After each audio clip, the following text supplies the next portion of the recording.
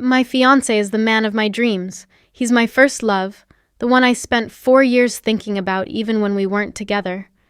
He treats me like a queen, makes me laugh every single day, and has never once raised his voice at me. But behind our bedroom door, there's a 1-minute nightmare happening that's tearing us apart, and I mean that literally. 1 minute, sometimes 15 seconds. I'm 25 years old and I'm about to leave the love of my life because of what happens, or doesn't happen, when that bedroom door closes. Let me take you back to when I was 15 years old. I met him at a party. This guy with the warmest smile I'd ever seen. We connected instantly. We talked for hours. But there was a problem. His conservative religious background meant dating was off the table. So we stayed friends, and then we didn't even stay that. For the next 4 years, I dated someone else. A whole relationship. 4 years of my life. But I never stopped thinking about him. He lived in my head like a song I couldn't shake.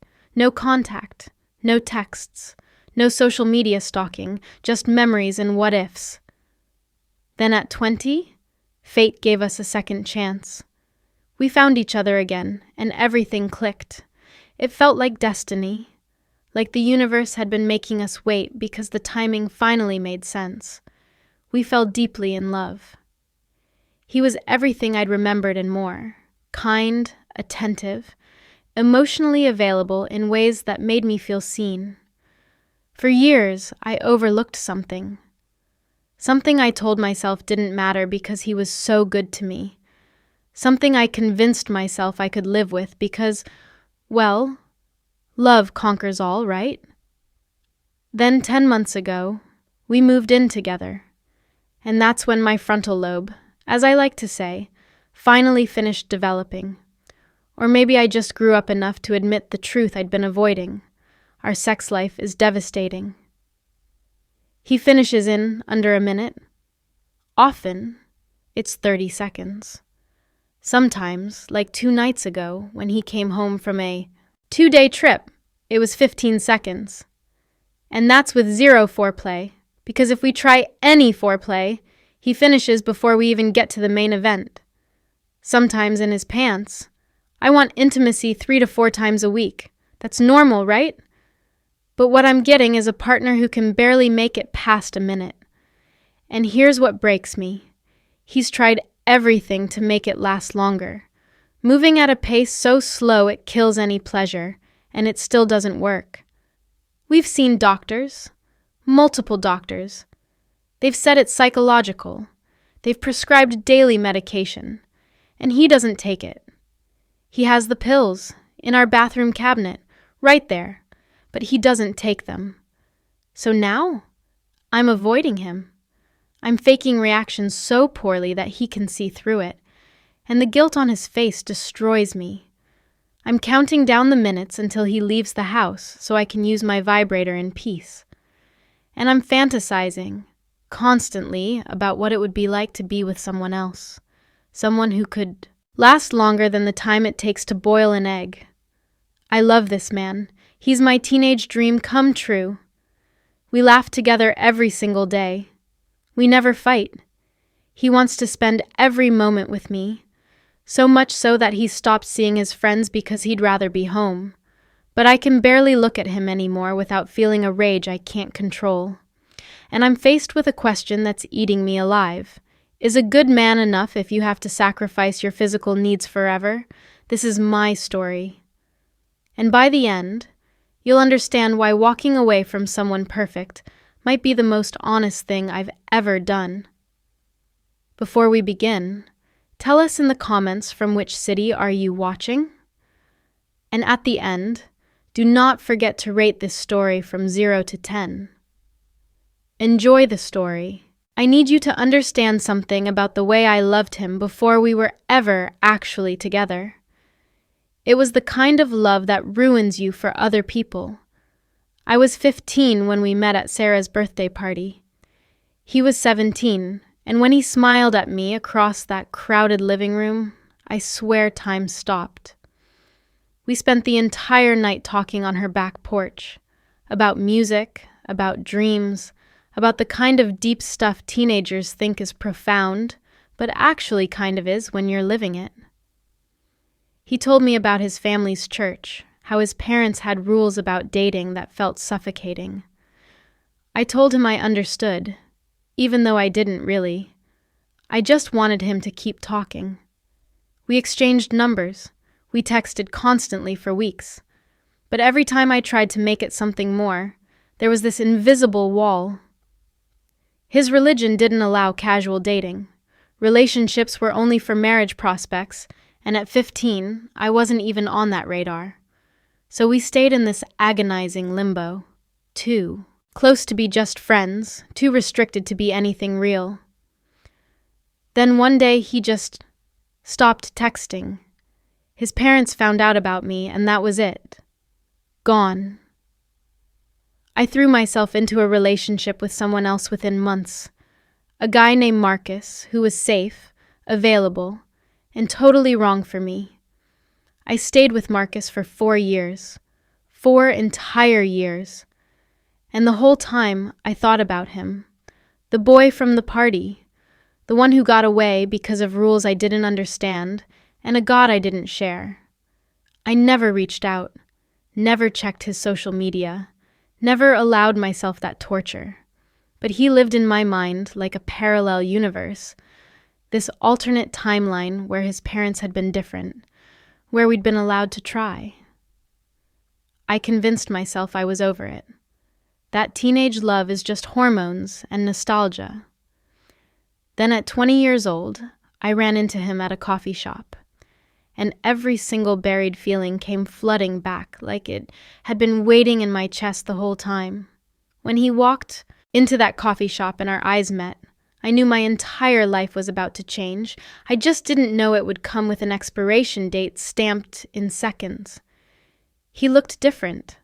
Older, obviously, but also lighter, like he'd shed some invisible weight. We talked for 3 hours straight, and when he walked me to my car, he told me he'd left his parents' church, that he'd been thinking about me for years, that he'd tried to find me, but didn't know how without seeming like a stalker. I cried right there in the parking lot. Happy tears. The kind you cry when the universe finally stops being cruel. We started dating immediately, and it was everything I dreamed about during those 4 years with Marcus. He was attentive in ways I didn't know men could be, remembered small details I mentioned in passing, sent me songs that reminded him of me, showed up at my apartment with my favorite takeout when I had a bad day at work. We laughed constantly. We never fought. Not once in those first few months. The sex, though. That's where the cracks started showing. Our first time, he finished in maybe 2 minutes. I told myself it was nerves, first time jitters. The second time was the same. And the third. By the 6th month, I realized this wasn't anxiety. This was just how he was. But I loved him. God, I loved him so much it physically hurt. So I convinced myself it didn't matter. That intimacy was about more than duration. That I was shallow for even caring. He treated me better than any man ever had. He was kind, faithful, emotionally available. Wasn't that enough? I spent the next 4.5 years telling myself yes, building a life with him, planning a future, ignoring the growing resentment in my chest every time we had sex, and it was over before it started. Love felt like enough, until the day we moved in together, and I realized it absolutely wasn't. Living together didn't bring us closer. It gave me a front row seat to watch my dream die 60 seconds at a time. For the first month, I was still in that honeymoon phase where everything feels magical. Waking up next to him, cooking breakfast together, falling asleep in his arms, I told myself this was what mattered. The other stuff would work itself out. By month 3, the novelty wore off and reality set in. When you're dating and seeing each other a few times a week, You can overlook bad sex because there's distance to reset. But when you live together, when he's initiating 3 to 4 times a week, and every single time it's over in under 90 seconds, there's no escape, no buffer, no way to pretend it's not a problem. I started dreading bedtime. He'd reach for me with this hopeful look, and I'd feel my stomach drop. I knew exactly how it would go. A few kisses, maybe 30 seconds of touching, then he'd be inside me for what felt like 3 thrusts before gasping that he was going to finish. And then, nothing. Just him rolling over apologizing while I stared at the ceiling, vibrating with unmet need. I tried everything. I'd get myself 90% there before we even started, thinking maybe I could finish quickly too. Didn't work. He'd still finish first, and then the moment was gone. I suggested we skip foreplay entirely to preserve his stamina. That bought me maybe 10 extra seconds. I even bought numbing cream for him. He used it twice and said it made sex feel weird. The worst part? He could see my frustration. I stopped faking my reactions around month 7 because I physically couldn't anymore. My face would just go blank. Sometimes I'd even sigh, and the guilt in his eyes would break me all over again. By month 10, I realized something horrifying. I was avoiding my own fiancé, making excuses to stay up late, wearing unsexy pajamas, anything to prevent the nightly humiliation of wanting him and knowing I'd be left empty. I actually thought distance might fix us, that maybe if we spent a few days apart, his body would reset, and we'd finally have real sex when he got back. He'd gone to visit his brother 2 states over for a long weekend. Just 2 days. 48 hours. And I'd spent the entire time building it up in my head. Maybe the break would help. Maybe absence makes the body less hair-trigger. Maybe this time would be different. I even prepared. Shaved everything. Put on the black lingerie he'd bought me for my birthday that I'd never worn because what's the point when it comes off in seconds? Lit candles. Put on music. I was ready to seduce my own fiancé like we were strangers meeting for the first time. He walked through the door at 8 p.m., dropped his bag, and pulled me into a kiss. I could feel how much he'd missed me. We barely made it to the bedroom. He was peeling off my clothes, telling me how beautiful I looked, how much he'd thought about this moment. I remember thinking, this is it. This is going to be different. He entered me. Barely. I'm talking maybe halfway. And within seconds, I counted. It was literally 15 seconds. He gasped. "I'm sorry, I'm already going to come." I just froze, stared at him, waiting for the punchline that never came. He finished, pulled out, rolled over with his arm across his eyes. "Sorry," he whispered. "It's been a while." It had been 2 days. We'd had sex the night before he left, another 60-second disaster. And now, after a 2-day break, he couldn't even last through initial penetration. I didn't say anything. I got up, went to the bathroom, and locked the door. Then I sat on the edge of the tub and cried so hard I had to muffle it with a towel so he wouldn't hear. That's when I knew. This wasn't getting better. This was who he was. And I had to decide if I could live with it for the next 50 years. I thought I'd found the answer. If he focused on me first, maybe I could finish before his body betrayed us both. It made perfect sense in my head. Plenty of couples do it this way. He gets me there with his mouth or hands. Then we have penetrative sex, and even if it's brief, at least I've already gotten mine. Problem solved, right? Wrong. So catastrophically wrong. The first time I suggested it, he was eager, almost too eager. He went down on me, and I could finally relax and enjoy myself for the first time in months. I was close, so close, when I felt his body tensing against the bed. He was grinding against the mattress. "Stop," I said, pulling away. "Are you—" He looked up at me, face flushed, breathing hard. "I'm really close," he admitted. "I need a minute." We waited, tried again, same thing. By the time he was ready to actually have sex, I'd lost my momentum entirely, and he lasted maybe 20 seconds before finishing. But it gets worse. A few weeks later, I suggested he use his hands instead. Maybe that would be less stimulating for him. He was doing everything right, hitting the perfect rhythm, and I was finally about to come when I heard him groan. Not a good groan, a defeated one. I opened my eyes to see him frozen, mortified expression on his face. "Did you just— I'm so sorry," he whispered. "I didn't even realize until it was too late." He'd finished in his pants, from touching me, without any stimulation to himself. I wanted to scream. I wanted to cry. Instead, I just laughed.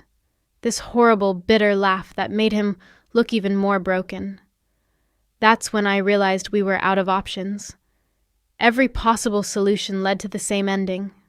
Him satisfied, me devastated, and both of us drowning in shame. The only thing left to try was professional help. But as I'd soon discover, having the solution and taking it are two very different things. There's something uniquely soul-crushing about sex that's technically happening, but feels like it's already dead. After the foreplay disasters, he came up with a new strategy: extreme control.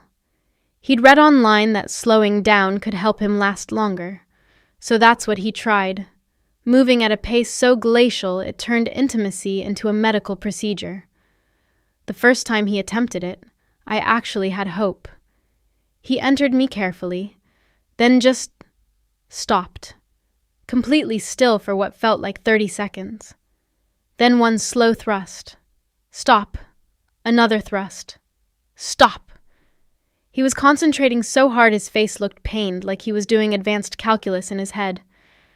"Is this better?" he whispered, not even looking at me. It wasn't. It was worse. At least when it was fast, there was passion, energy, connection. This felt like he was defusing a bomb, treating my body like an obstacle course he had to navigate without setting off his own finish line. I tried to move with him, to create some rhythm, but he'd tense up immediately. "Don't," he'd gasp. "I can't. I need to stay focused."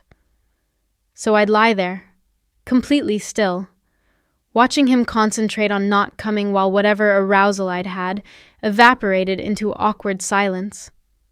Sometimes this would go on for 2 whole minutes, which sounds like nothing, but when you're having dead-eyed mechanical sex, it feels like an eternity.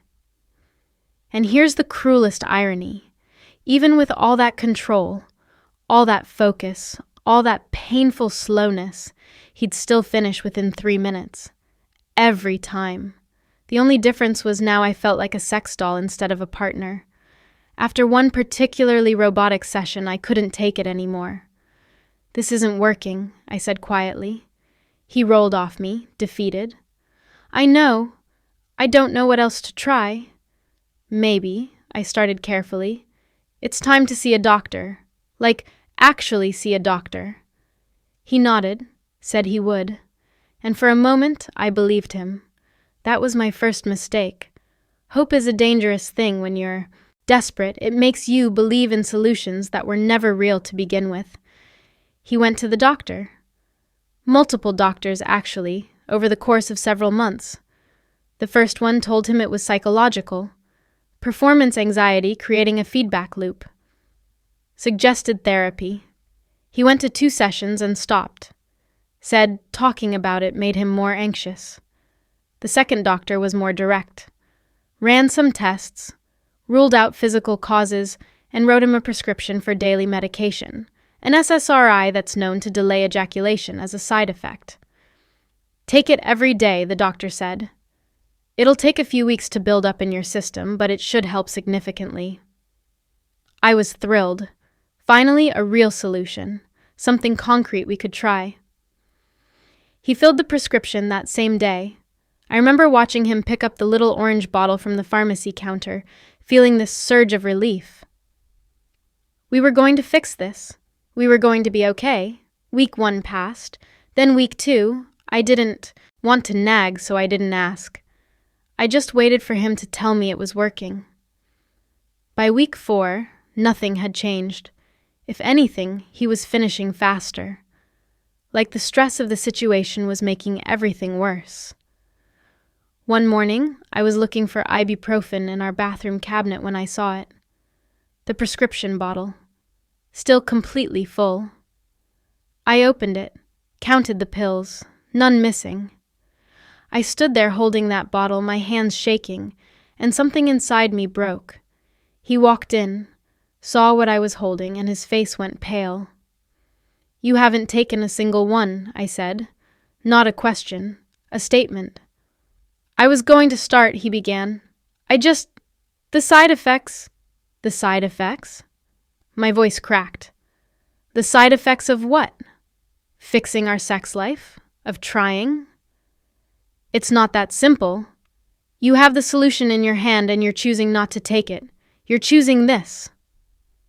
That's when I realized he wasn't refusing to fix the problem. He was refusing to admit there was one. I started planning my days around his absence like an addict waiting for her next fix. He worked from home 3 days a week, which meant I had 2 precious days when the apartment was mine. Tuesday and Thursday. I'd mark them mentally, counting down the hours until I heard his car pull out of the driveway. The moment that door closed, I'd exhale. Finally. I'd go straight to the bedroom, pull out the vibrator I kept hidden in my nightstand, because God forbid he found it and realized how desperately I needed it. And I'd lock the door, even though I was alone. Then I'd close my eyes and let myself have what he couldn't give me. But here's the part that destroyed me. I wasn't thinking about him anymore. In my fantasies, it was faceless men, strangers. Sometimes I'd imagine a guy from the gym who'd smiled at me once. Sometimes it was an actor from a show I'd been watching. Sometimes it was just the idea of someone, anyone, who could last longer than a minute, who could make me feel wanted instead of like a finish line he couldn't help but cross. I'd finish in minutes. Minutes. The irony wasn't lost on me. Afterward, I'd lie there feeling this crushing combination of relief and shame. Relief that I'd finally gotten what my body was screaming for. Shame that I was 25 years old, hiding in my own bedroom, masturbating to fantasies of men who weren't my fiancé. The worst part? He started noticing my mood was better on Tuesdays and Thursdays.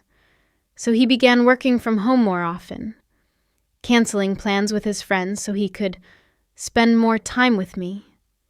He'd tell me how much he loved just being in the same room, how he didn't need anyone else when he had me. And I'd smile and say something sweet while internally screaming, "Please leave, just for an hour, please." I was living a double life. In public, I was the loving fiancé.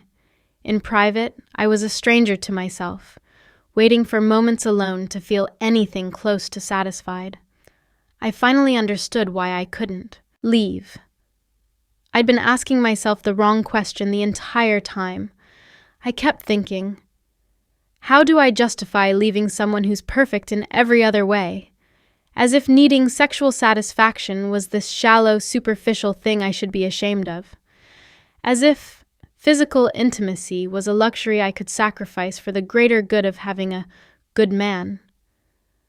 But one night, lying in bed after another 60-second encounter, staring at that clock reading 1 a.m., something clicked.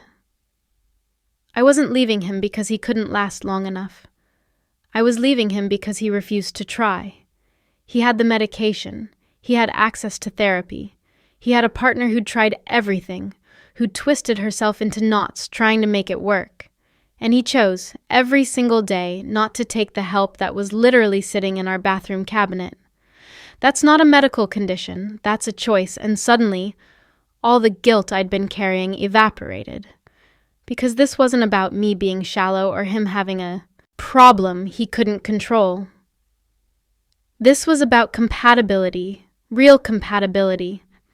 and the fact that a relationship needs more than kindness to survive. You can laugh with someone every day and still be incompatible. You can never fight and still be wrong for each other. You can be treated like a queen and still be deeply, fundamentally unsatisfied. Physical intimacy isn't some bonus feature in a relationship. It's a pillar. And when one pillar crumbles and your partner refuses to rebuild it, the whole structure eventually falls. I thought about the next 50 years. 50 years of 1-minute sex. 50 years of fantasizing about other men. 50 years of becoming more bitter, more resentful, more invisible to myself. That's not a marriage. That's a prison sentence with good companionship. So I made my decision. Not with anger, but with clarity. I loved him. I probably always would. But loving someone and being compatible with them are two completely different things. And sometimes, the bravest thing you can do is admit that love alone isn't enough. If you're watching this, waiting for me to tell you what I did, here's your answer. I left. Not because I'm shallow. Not because I gave up on love, but because choosing yourself isn't betrayal, it's survival. Physical compatibility isn't a luxury you sacrifice for someone good on paper. It's a health metric. A need. And when your partner has the solution but refuses to take it, they're telling you everything you need to know. You don't owe anyone your sexual starvation just because they're kind in other ways. Sometimes the most loving thing you can do for both of you is walk away. If this story touched you, remember, you don't need permission to prioritize your own needs. You don't need to justify leaving someone who refuses to meet you halfway. You need the courage to choose yourself, the clarity to recognize when love isn't enough, and the strength to walk away from someone good to find someone right. That is, the kind of self-respect that changes your life. Thank you for watching to the end. If today's story resonated with you, even a little, please hit subscribe so you won't miss new confessions every week.